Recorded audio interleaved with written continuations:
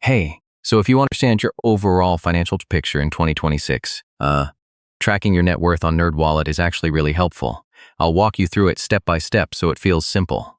Alright, first, open your browser or app and go to the official NerdWallet website. Then sign in using your email and password. Once you're inside, you'll land on your main dashboard. This is where all your financial tools and summaries are shown. Now, look for the Net Worth or Financial Overview section. Depending on your account setup, it might also be inside a budgeting or tracking tab. Next, click on it. If this is your first time, you may need to connect your financial accounts like bank accounts, credit cards, loans, or investments. After linking your accounts, NerdWallet will automatically calculate your net worth by subtracting your total debts from your total assets. Yeah, you'll usually see a breakdown, like cash in banks, investments, and then debts like loans or credit cards. It gives you a clear, full picture.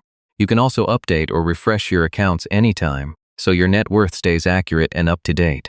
And if you want, you can track changes over time to see if your financial health is improving or not. So yeah, tracking net worth on NerdWallet is a simple way to stay on top of your money and plan better for the future.